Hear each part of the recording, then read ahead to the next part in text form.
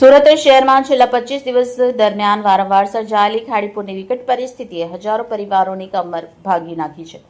ઘરોમાં 7 થી 8 ફૂટ સુધી પાણી ભરાઈ જવાને કારણે ઘરવખરીની સાથે સાથે માસૂમ વિદ્યાર્થીઓનું શૈક્ષણિક જીવન પણ ગંભીર રીતે પ્રભાવિત થયું છે. આ ગંભીર પરિસ્થિતિને ધ્યાનમાં રાખી મીઠી ખાડી વિસ્તારની સુરત મહાનગરપાલિકા સંચાલિત નગર પ્રાથમિક શિક્ષણ સમિતિની 3 શાળાઓએ સત્તાવાળાઓને પત્ર પાઠવી પૂરગ્રસ્ત વિદ્યાર્થીઓને વિનામૂલ્યે તમામ નવી શૈક્ષણિક સામગ્રી પૂરી પાડવાની જોરદાર માંગ કરી છે. ખાડીપુરના પ્રચંડ પ્રવાહમાં હજારો વિદ્યાર્થીઓના પાઠ્યપુસ્તક, સ્કૂલ યુનિફોર્મ, બૂટ મોજા તેમજ સ્ટેશનરી કીટ સંપૂર્ણપણે નષ્ટ થઈ ગયા છે, જેના કારણે બાળકો માટે ફરીથી અભ્યાસ શરૂ કરવો અત્યંત મુશ્કેલ બન્યો છે. પૂરના પાણીઓ સર્યા બાદ જ્યારે શાળાના આચાર્ય અને શિક્ષકોએ અસરગ્રસ્ત વિસ્તારોની મુલાકાત લીધી ત્યારે અનેક વાલીઓ પલળેલા પુસ્તકોને તડકામાં સુકવતા દયનીય હાલતમાં નજરે પડ્યા. નગર પ્રાથમિક શિક્ષણ સમિતિના અધ્યક્ષ રાજેન્દ્ર કાપડિયાના જણાવ્યા અનુસાર રાજ્ય સરકારે તાત્કાલિક અસરગ્રસ્ત વિદ્યાર્થીઓની વિગત મંગાવતા સમિતિ દ્વારા ગત 1 ઓગસ્ટના રોજ 1,01,200 નવા પાઠ્યપુસ્તક ઉપલબ્ધ કરાવવા માટે સત્તાવાર પત્ર મોકલી દેવામાં આવ્યો છે. આગામી 2-3 દિવસમાં આ પુસ્તક મળી જવાની આશા છે, જેથી બાળકોનો અભ્યાસ વેગ પકડી શકે. આ ઉપરાંત નવા પ્રવેશ મેળવનાર વિદ્યાર્થીઓના ડેટા સાથે પૂરગ્રસ્ત વિદ્યાર્થીઓની યાદી પણ સરકારને મોકલવામાં આવશે, જેના આધારે આગામી મહિનામાં યુનિફોર્મ, બૂટ મોજા અને સ્ટેશનરી કીટનું વિતરણ કરવામાં આવશે.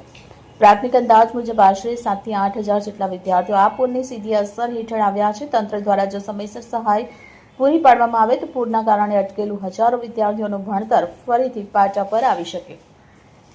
રિપોર્ટર ચેતન તરી, બુલેટ 26 ગુજરાત ન્યૂઝ, સુરત. આમ તો જોવા જઈએ તો 8-10 જેટલી શાળાઓમાં ખાડીપુરની અસર થઈ છે અને એ ખાડીપુરના અસરને લીધે ધારો કે મીઠી ખાડી હોય, નાગસેનનગર હોય, પાંડેસરા હોય, એ વિસ્તારોમાં બાળકોના ઘરમાં પાણી ભરાવાથી બાળકોના પાઠ્યપુસ્તકો હોય, યુનિફોર્મ હોય, શૈક્ષણિક કીટ હોય, સ્કૂલ બેગ હોય, આ બધું પલળી ગયું છે કે આ રેલના પાણીમાં ટનાઈ ગયું છે.